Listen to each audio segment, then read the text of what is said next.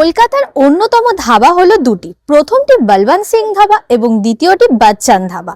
এই ধাবা দুটিকে মধ্যরাতের ধাবা হিসেবেও আখ্যায়িত করা হয়, কারণ সারাদিনের উপচে পড়া ভিড় থাকলেও রাতে পথচারীদের চাহিদা থাকে আকাশ ছোঁয়া। ভিন রাজ্য থেকে আসা পণ্যবাহী চালক কিংবা শখের লং ড্রাইভ করা বন্ধু যুগলদের একমাত্র ঠিকানা হলো এই বলবন্ত সিং ধাবা এবং বচ্চন ধাবা। খাদ্য করে বাঙালির ঐতিহ্য বহন। চলুন তুলে ধরা যাক বাঙালির পাতে সংস্কৃতির স্বাদ কাউন। নমস্কার, শুরু করছি আজকের নতুন ভিডিও। আগের পর্বে আমরা বলেছি বলবন্ত সিং ধাবার কাহিনী, আজকে শোনাবো বচ্চন ধাবার কাহিনী। কলকাতা শহরে যতগুলি পাঞ্জাবি ধাবা রয়েছে তার মধ্যে অন্যতম হলো বচ্চন ধাবা। আর এই ধাবার পথ চলা শুরু 95 বছর আগে। 1927 সাল কলিকাতার কালীঘাটে বচ্চন সিং এই ধাবার প্রতিষ্ঠা করেন। ধাবা প্রতিষ্ঠা করার আগে বচ্চন সিং ছিলেন পেশাগত দিক থেকে একজন ট্যাক্সি ড্রাইভার। তখন পরাধীন ভারতবর্ষে সবেমাত্র রাজধানী স্থানান্তর করা হয়েছে, কিন্তু মানুষের মনে তখনও কলিকাতা ছিল দেশের রাজধানী। কাজেই বিভিন্ন রাজ্য থেকে মানুষ কলিকাতায় পাড়ি জন্মাতো জীবিকা নির্বাহের জন্য। বচ্চন সিংও তার বিকল্প ছিল না। আর তিনি কলিকাতায় এসে প্রথমে ট্যাক্সি চালকের কাজ শুরু করলেন। ক্রমে তিনি লক্ষ্য করলেন কলিকাতায় যত খাবারের দোকান আছে সেগুলো সব দিনের বেলা খোলা থাকে, কিন্তু রাতের বেলা তার মতো যারা গাড়ি চালক বা পথচারী তাদের খাবারের সমস্যা প্রবল। আর তখনকার কলিকাতা আজকের মতো এত আলো ঝলমলে ছিল না, কাজেই রাত নামতো খুব তাড়াতাড়ি।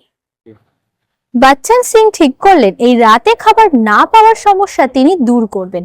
আজ যেখানে বিশাল রেস্তোরাঁ, সেখানে তিনি একটি গুমটি নিয়ে প্রথম ব্যবসা শুরু করলেন রুটি আর তড়কা দিয়ে। আর এই রুটি তড়কা পাওয়া যেতে লাগলো মধ্যরাত পর্যন্ত। কাজেই যারা গাড়ি চালাতো বা রাতে কোনো কাজ করত তারা মধ্যরাত পর্যন্ত খাবার পেত।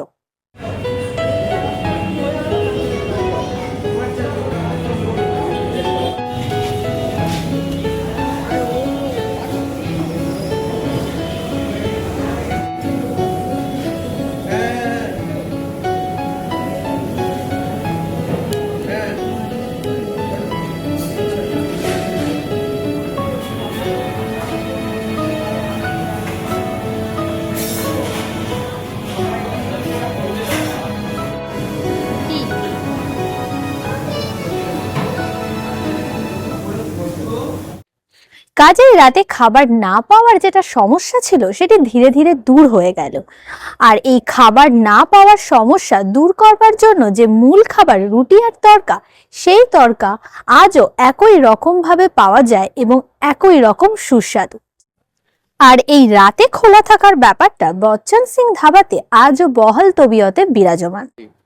সমগ্র শহরের রেস্তোরাঁ যেখানে রাতে বন্ধ থাকে সেখানে এই বচ্চন সিং ধাবা খোলা থাকে নির্জন দ্বীপের মতো, ক্ষুধার্ত মানুষের ক্ষুধা নিবারণের পথের দিশারি হয়ে। আজকের গল্প এই পর্যন্ত, দেখা হচ্ছে পরবর্তী ভিডিও নিয়ে। এরকম নিত্য নতুন গল্প শুনতে আমাদের চ্যানেলকে লাইক, শেয়ার, সাবস্ক্রাইব করে আমাদের পাশে থাকার অনুরোধ রইল। নমস্কার।